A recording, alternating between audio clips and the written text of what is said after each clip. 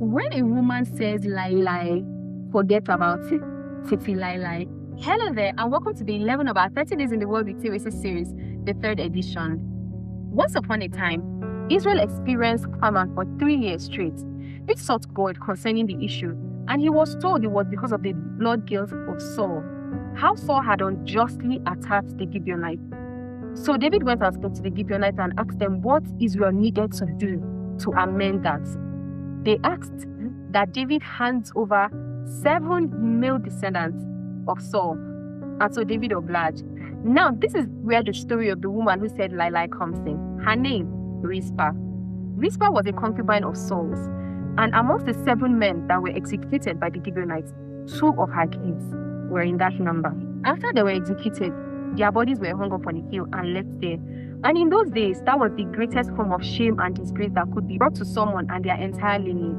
So Rizpah, what did she do? She said, no, I understand the order of events and how that these children are paying for the sins of their father. And this is what needs to be done for a whole nation. However, these are my children and they still have my heart. So I cannot just sit back and watch their bodies being devoured by whatever on top they use. She spread sackcloth on a rock and she sat there day and night. She started from the harvest until the rains came. Do you know how many months we're speaking? Warding off wild animals, birds, flies, and anything that would want to devour the bodies of her children. And by extension, the other 5 men that were also executed. Her persistence reached the ear and eye of David the king. And moved by his devotion, he asked that the bones of Saul, Jonathan, and the 7 men that were executed be gathered and given a proper burial. So honor was restored unto these men and their households. Can you boast of the same level of persistence and devotion? How many times do you speak to God? In a week, in a month, even in a whole year?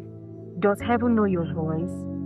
If David, a mortal man that knew he had to do what he had to do, was moved by the persistence of Rizpah when it wasn't even directed at him, what more God? How many things do you need that you think you have to say if you display this level of devotion towards God and your relationship with Him? Show up for yourself daily. Rizpah was showing up for herself, and I'm not sure that she truly expected the king to act or anybody to act in her favor, but it was her devotion to her children. She was going to do that for as long as she could, whether anybody looked at her or not. That is the same level of devotion you should show for yourself and to yourself first, and in your commitment and relationship with God and all the things you're placed over. We already know that God appreciates diligence even in our earthly journeys. May God grant us the grace to abide by His word. Thank you for staying with us and see you tomorrow. Bye.